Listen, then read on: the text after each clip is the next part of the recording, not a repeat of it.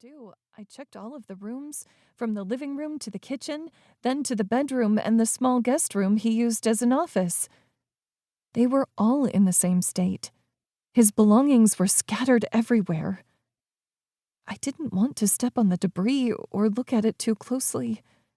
Anthony was a private person, and though I was worried about him, this felt like an invasion of his privacy. After I'd checked every room twice, I stopped. With no idea where he'd gone and a mess that made it look as if someone else had been looking for him, I had no idea what to do. I'd seen cop shows where people went missing or came home to find it looking like this, but having it actually happen? I didn't know what to do. The shows skipped ahead to the cops being there. Did that mean I needed to call them? Would Anthony want me to? I didn't know.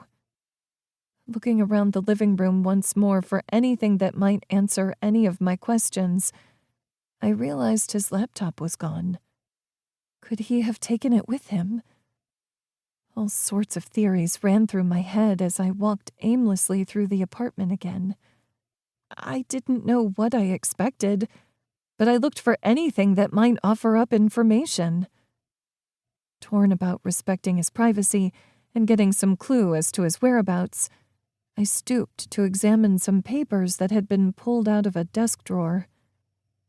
They were bills and had been neatly filed away, little labels sticking up on tabs.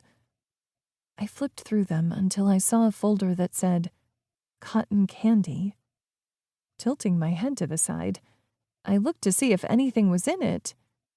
Anthony had called me Cotton Candy ever since the day we'd met.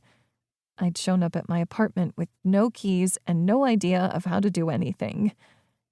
I'd been 18, fresh out of high school, and more than happy to get out of state care.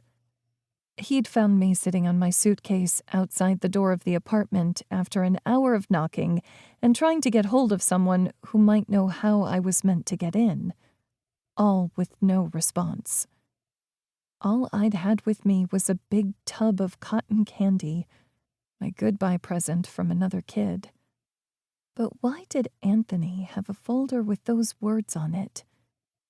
I knew I wasn't supposed to touch anything, so I hooked the edge of my sleeve over my finger and thumb and used it to lift the flap on the divider. Although it looked as if it had once contained enough to weigh this divider down and crease it, there was nothing in there now except a few photos of me. One was of Anthony and me, but it had been ripped and I was no longer in it. Not sure what that might mean, but curious, I removed the photos and shoved them into my pocket.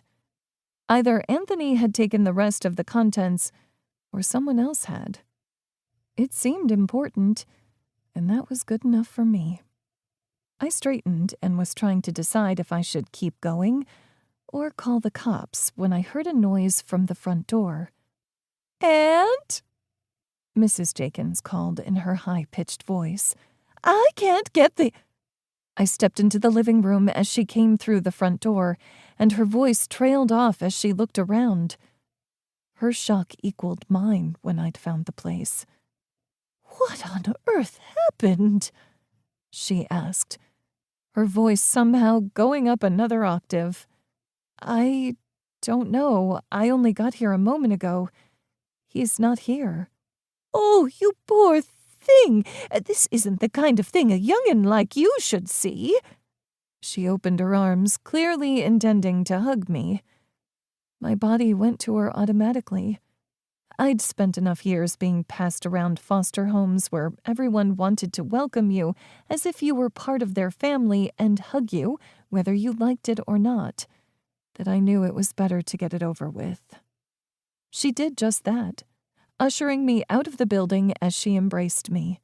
"Stay here. I'll call the police and we'll let them sort it out." She pulled out her cell phone, the kind with an extra-large font and a huge and clunky case. I watched her struggle to open it and figure out how to dial the numbers, even considered offering to do it for her since the wait was almost painful.